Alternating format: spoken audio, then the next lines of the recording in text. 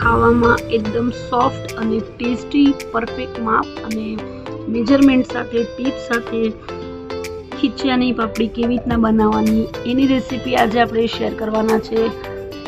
તો friends recipe start કરીએ। તો ફ્રેન્ડ્સ ચોખાની સેવ કાં તો પાપડી પાડવા માટે આપણે આ જૂના 1 કિલો ચોખા લીધા છે। આ ચોખામાં મોસ્ટલી પાવડર હોય છે, તો આપણે પહેલાં એને ધોવા પડશે।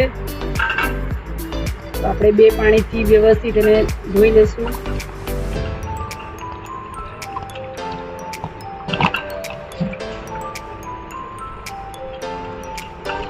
આ જે પાણી છે ખૂબ જ ગંદુ હોય છે, એટલે ચોખા દળાવતા પહેલાં આપણે એને વ્યવસ્થિત ધોવા પડશે। તો ફ્રેન્ડ્સ ચોખા ધોયા પછી જે પાણી છે આપણે ઝાડમાં નાખી દઈશું, એટલે પાણીનો પણ વેસ્ટ ન થાય। હજી આપણે 1-2 પાણીથી ધોવું પડશે। પાણી એકદમ ચોખ્ખું નીકળે ત્યાં સુધી આપણે એને ધોવાનું છે। તો ફ્રેન્ડ્સ પાછું આપણે હજી એકવાર પાણીથી ધોઈ નાખશું। જેટલો પણ પાવડર હોય એ બધોય પાવડર નીકળી જાય ત્યાં સુધી આપણે ચોખા ધોવાના છે। તો મોસ્ટલી બધો કચરો નીકળી ગયો છે, રચકણ હોય, ધૂળ હોય, બધો પાવડર હોય, બધો નીકળી જાય। હવે આ પાણી પણ પાછું આપણે ઝાડમાં નાખી દઈશું। તો ફ્રેન્ડ્સ નાના નાના ઝાડવા ઘરની બહાર લગાડ્યા છે।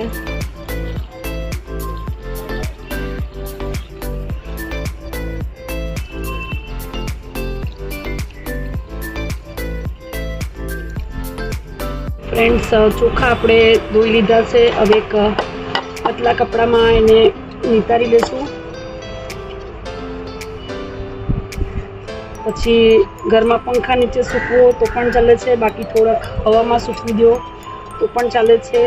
તડકામાં મોસ્ટલી ચોખા સુકાવાતા નથી, તો આપણે આ નીતરી જાય એટલે સૂકવી દઈશું। બધું જ પાણી નીતરી જાય। ચોખાને સુકાતા ઓછામાં ઓછો 1 દિવસ લાગી જશે। તો ફ્રેન્ડ્સ થોડોક તડકો છે એક સાઈડ ને થોડોક છાંયો છે, તો બારે આપણે હવામાં ચોખા સૂકવી દઈશું। પાણી ઉડી જાય ત્યાં સુધી આપણે એને આવી રીતના જ હવામાં રાખવાના છે। ઓછામાં ઓછો 4 થી 5 કલાકનો સમય લાગી જશે। આપણા ચોખા એકદમ વ્યવસ્થિત સુકાઈ ગયા છે। સૂકવીને લગભગ 5 કલાકનો સમય થઈ ગયો છે। તો આને હવે આપણે પીસાવી લેશું। તમે જોઈ શકો છો એકદમ મોઇસ્ચર ઉડી જાય પછી જ આપણે આને પીસાવા દેવાના છે। તો આપણા ચોખા સુકાઈને રેડી થઈ ગયા છે ફ્રેન્ડ્સ આપણા ચોખા તો એકદમ સુકાઈ ગયા છે, પીસાવા માટે રેડી છે। હવે ચોખામાં આપણે આ પાકેલું સાબુદાણા એડ કરવાના છે। સાબુદાણાથી આપણી જે પાપડી બનાવવાની છે એ એકદમ સોફ્ટ બને છે। તો હવે આને પીસાવી અને પછી આપણે વેફર બનાવવાની છે, તો આને પહેલાં પીસાવી લઈએ આપણે। આપણા ચોખા દળાઈને આવી ગયા છે। ચોખા દળાવતી વખતે આપણે એમાં 250 ગ્રામ જેટલા સાબુદાણા નાખ્યા હતા। હવે બીજા મસાલામાં આપણે જોઈ લઈએ। આપણે આ લવિંગિયા મરચાં લીધા છે। લવિંગિયા મરચાં આપણે આપણી તીખાસ પ્રમાણે લેવાના છે। જે નોર્મલ મોડા મરચાં આવે છે એ મરચાંનો ટેસ્ટ નથી લાગતો, એટલે જો લવિંગિયા મરચાં વાપરો તો એનો ટેસ્ટ ખૂબ જ વધી જાય છે। એના પછી આપણે આ તલ લીધા છે। તલ છે 2 થી 3 ચમચી મોટી ભરીને, અને જીરું લીધું છે। જીરું છે 1.5 ચમચી ભરીને। જીરાથી આ જે આપણે પાપડી બનાવી છે એનો કલર ખૂબ જ મસ્ત આવે છે અને ટેસ્ટમાં પણ ફેર પડે છે। એના પછી આપણે આ મીઠું લીધું છે। મીઠું સ્વાદ પ્રમાણે છે, બાકી વજનથી ગણીએ તો 25 ગ્રામ મીઠું છે અને 25 ગ્રામ પાપડ ખાર છે।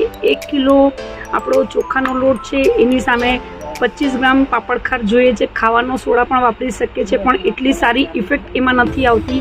તો આપણે 1 કિલો ચોખા અને 5 કિલો સાબુદાણા છે, 1.25 કિલો લોટની સામે 25 ગ્રામ પાપડ ખાર અને 25 ગ્રામ મીઠું લીધું છે। અને આ પોણી તપેલી ભરીને લોટ છે, તો એક્ઝેક્ટલી એ જ મેજરમેન્ટની તપેલીથી આપણે 3 ગણું પાણી લેવાનું છે। ચોખાની ક્વોલિટી પર ડિપેન્ડ કરે છે, પાણી વધારે જોશે કે ઓછું। આપણે જૂના ચોખા લીધા છે એકદમ, તો પાણી એક્ઝેક્ટલી 3 તપેલી જોઈ જાય છે। બાકી નવા ચોખા લઈએ છે તો એમાં પાણી ઓછું લાગે છે। તો આ જ મેજરમેન્ટની તપેલીથી આપણે 3 ગણું પાણી લેવાનું છે। તો ફ્રેન્ડ્સ આપણે એક મોટું તપેલું લઈ લીધું છે, મોટો ટોપ છે. એની અંદર આપણે જે તપેલીથી લોટ માપ્યો તો એ જ તપેલીમાં જેટલો લોટ હતો એ પ્રમાણે આપણે પાણી લીધું છે. પોણી તપેલી ભરીને લોટ હતો તો પોણી તપેલી ભરીને આપણે 3 વાર પાણી એડ કરવાનું છે. 3 ગણું એક્ઝેક્ટલી પાણી જોઈએ છે.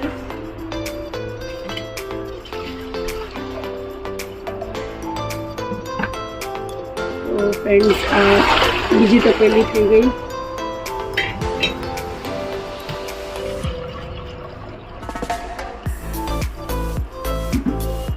અને આ ત્રીજી તપેલી પાણી એડ કરી દીધું છે. હવે આટલું પાણી આપણે ઉકળવા રાખવાનું છે. તો ફ્રેન્ડ્સ, આપણે પાણી ગરમ કરવા મૂકી દીધું છે અને એના પર એક છીબું ઢાંકી દઈશું આપણે. તો છીબું ઢાંકશું એટલે પાણી ફટાફટ ગરમ થઈ જાય. અને પાણી ગરમ થાય ત્યાં સુધી આપણે જે મરચાં લીધા છે એને પીસી લેવાના છે. તો આ જે મરચાં છે એ આપણે પીસી લઈશું. મરચાંની સાથે જે જીરું લીધું છે એ પણ આપણે એડ કરી દઈશું. મરચાંને આપણે એક આટો મારી દીધો છે એટલે જીરું અધકચરું રહે એ પ્રમાણે આપણે પીસવાનું છે. જીરાનો પૂરો ભૂકો નથી કરવાનો. તો આ તમે જોઈ શકો છો, આપણે મરચાં અને જીરું ક્રશ કરી લીધું છે. પાણી ચેક કરી લઈએ. પાણી ગરમ થઈ ગયું હશે તો આપણે આ જીરું અને મરચું એડ કરવાનું છે. તો આપણે આ 3 ગણું પાણી નાખ્યું છે. અડધી તપેલી ભરીને પાણી આપણે બહાર કાઢી લઈશું પ્રિકોશન માટે, કે ક્યારેક ચોખા આપણે જૂના સમજીને પણ પીસાવ્યા હોય તો નવા હોય તો પાણી ઓછું પીસાશે. તો આપણે અડધી તપેલી ભરીને પાણી બહાર કાઢી લીધું છે. અને જે જીરું અને મરચાં આપણે પીસ્યા છે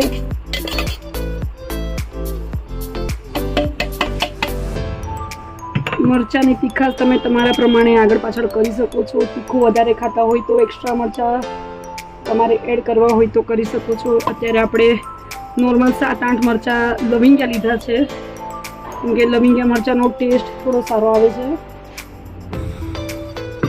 અને ફ્રેન્ડ્સ, આ જે તલ છે તલ પણ આપણે એડ કરી દઈશું.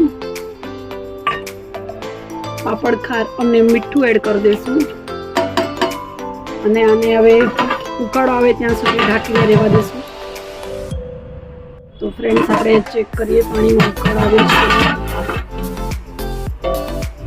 ફ્રેન્ડ્સ, હજી વરાળ નીકળે છે, પાણી ગરમ થયું છે પણ ઉકાળો આવવાનો બાકી છે. તો થોડીક વાર માટે હજી ઢાંકીને મૂકી દઈએ. તો ફ્રેન્ડ્સ, હજી 5 મિનિટનો સમય થઈ ગયો છે. ચેક કરી લઈએ. તો પાણીમાં સારો એવો ઉકાળો આવી ગયો છે. હવે ગેસ થોડોક સ્લો કરી જે લોટ છે એ એડ કરી દઈશું.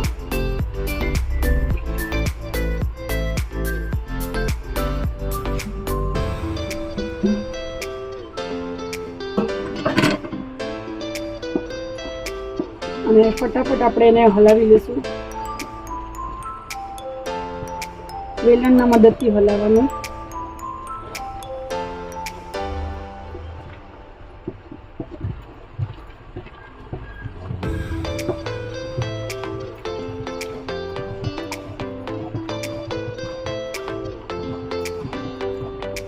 હવે થોડીક વાર આપણે ગેસ પરથી નીચે ઉતારીને હલાવી લઈશું. ગેસ બંધ કરી અને ગેસ પરથી નીચે ઉતારીને વ્યવસ્થિત હલાવી લઈશું. ફ્રેન્ડ્સ, ગેસ પરથી નીચે ઉતારીને પણ વ્યવસ્થિત હલાવી લીધી છે.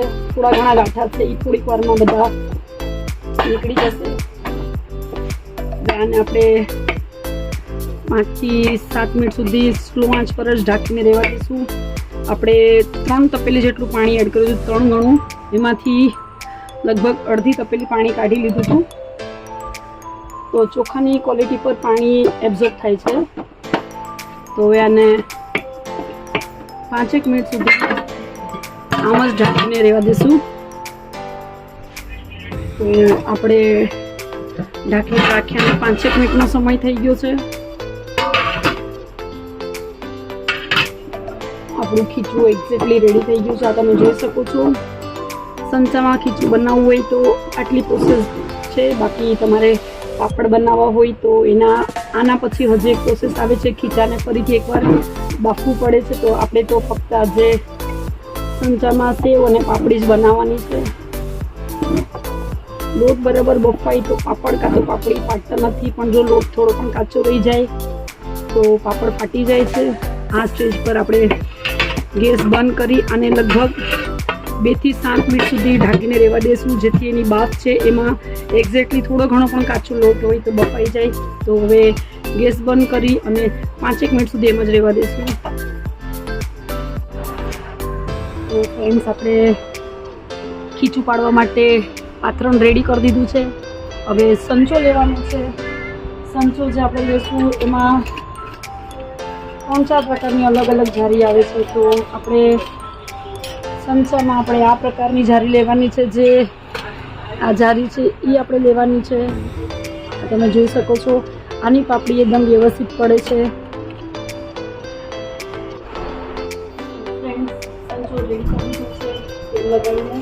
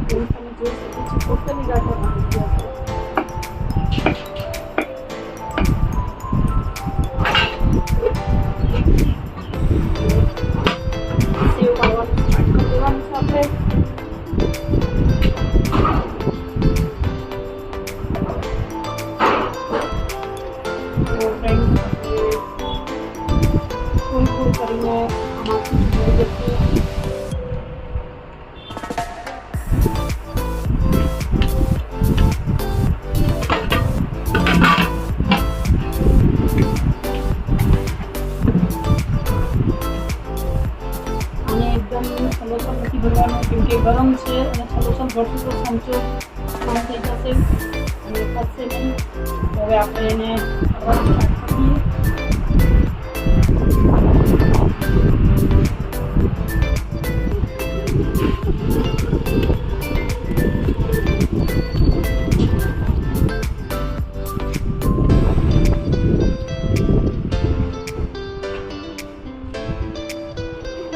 ફ્રેન્ડ્સ, બધી જ પાપડી પાડીને આપણી રેડી થઈ ગઈ છે. આ તમે જોઈ શકો છો, આ બધી જ પાપડી પાડીને રેડી થઈ ગઈ છે. સુકાતા લગભગ 1 દિવસનો સમય લાગશે.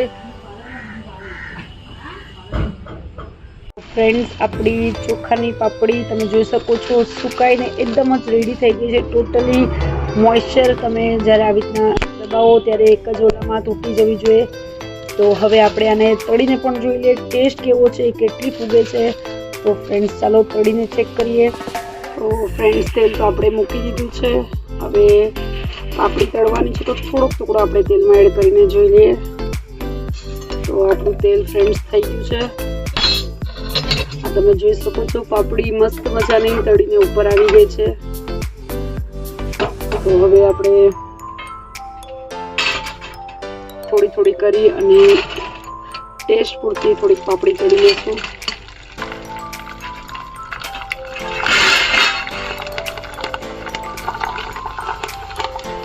તમે જોઈ શકો છો એકદમ મસ્ત મજાની ફૂલી ગઈ છે પાપડી.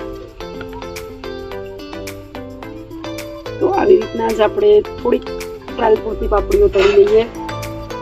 તો ફ્રેન્ડ્સ, ખીચાની પાપડી આપણી બનીને રેડી થઈ ગઈ છે. જો રેસીપી પસંદ આવે તો લાઈક કરજો, શેર કરજો, કમેન્ટ કરજો અને સબસ્ક્રાઈબ કરજો. સાથે જ બેલ નોટિફિકેશનને ક્લિક કરજો, જેથી આવવાવાળી મારી બધી જ રેસીપીની નોટિફિકેશન તમને મળતી રહે. Thank you.